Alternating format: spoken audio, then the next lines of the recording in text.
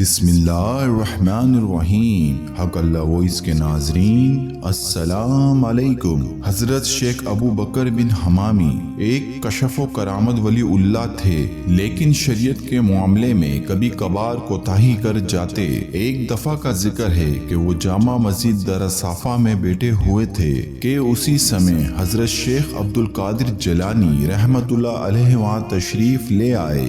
آپ رحمت اللہ علیہ نے حضرت شیخ ابو بکر کو دیکھتے ہی ان کے سینے پہ ہاتھ مارتے ہوئے کہا کہ ابو بکر کے احوال کو سلب کر لیا جائے۔ آپ رحمت اللہ علیہ کا یہ فرمانا تھا کہ حضرت ابو بکر کے احوال سلب ہو گئے اور شیخ ابو بکر کے تمام معاملات ان سے چھن گئے۔ اس کے بعد وہ بغداد سے کہیں دور چلے گئے۔ پھر یہ حالت ہوئی کہ جب بھی کبھی بغداد آنے کا ارادہ کرتے تو منہ کے بل گر پڑتے، اور اگر کوئی دوسرا شخص ان کو اٹھا کر بغداد کی طرف چلنے کا ارادہ کرتا تو وہ بھی منہ کے بل گر جاتا۔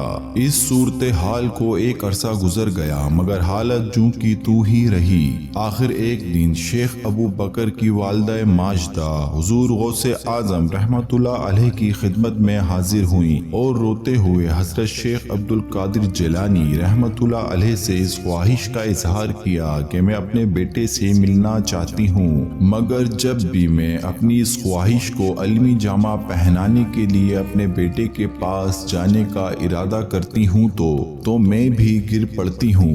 یہ سن کر حضور غوث اعظم رحمت اللہ علیہ نے تھوڑی دیر کے لیے مراقبہ کیا، پھر ارشاد فرمایا کہ جاؤ، ہم نے اسے بغداد میں آنے کی اجازت دی، وہ تمہارے گھر کے کنویں سے تمہارے ساتھ بات کرے گا۔ چنانچہ کہتے ہیں کہ شیخ ابو بکر رحمت اللہ علیہ ہفتے میں ایک بار بغداد زیر زمین آتے اور اپنے گھر کے کنویں سے اپنی والدہ کے ساتھ گفتگو کرتے۔ ان کی اس حالت کو دیکھ کر حضرت شیخ عدی بن مسافر حضور غوث اعظم رحمت اللہ علیہ کی خدمت میں حاضر ہوئے اور ان سے حضرت شیخ ابو بکر کی سفارش کی۔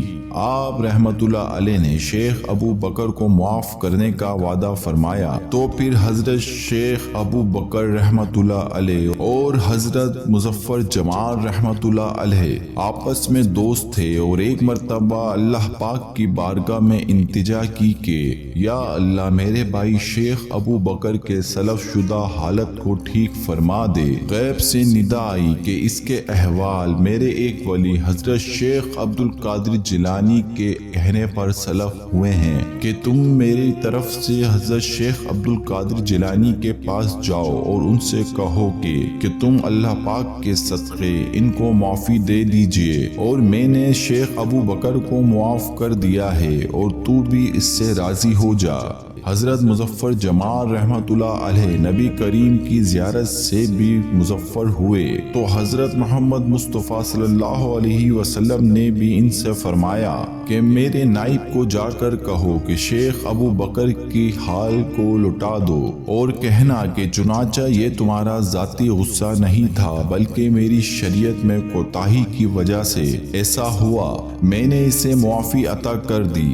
اس کے بعد حضرت مظفر جمال رحمت اللہ علیہ بہت خوش ہو کر شیخ ابو بکر رحمت اللہ علیہ کے پاس گئے اور ان کو اس بارے میں آگاہ کیا، مگر ان کے قلب میں یہ پہلے ہی کشف کر دیا گیا تھا۔ چنانچہ دونوں بزرگ حضرت شیخ عبد القادر کی خدمت میں حاضر ہوئے تو آپ نے ان کو دیکھتے ہی فرمایا کہ مظفر، تم نے خوب دوستی کا حق ادا کر دیا، اور آپ نے تمام واقعات خود ہی سنا دیے۔ آپ نے شیخ ابو بکر رحمت اللہ علیہ کو توبہ کرنے کے لیے کہا، اور ساتھ میں انہیں کچھ انوار و معاملات سے خصوصی طور پر باز رہنے کے لیے کہا، جس کے باعث وہ اس حالت تک پہنچے تھے۔ اس کے بعد انہیں اپنے سینے سے لگایا۔ سینے کے ساتھ لگتے ہی شیخ ابو بکر رحمت اللہ علیہ کے تمام سلب شدہ احوال واپس لوٹ آئے۔ اب شیخ ابو بکر رحمت اللہ علیہ سے پوچھا گیا کہ آپ ان حالات میں کس طرح اپنی والدہ کی زیارت کرنے کے لیے بغداد آیا کرتے تھے؟ فرمایا کہ جب میں والدہ محترمہ کی زیارت کرنے کی نیت کرتا تو مجھے کوئی چیز زیر زمین کھینچ لاتی اور میں اپنے گھر پہنچ جاتا تھا، اور اس طرح ہی زیر زمین مجھے واپس کر دیا جاتا تھا۔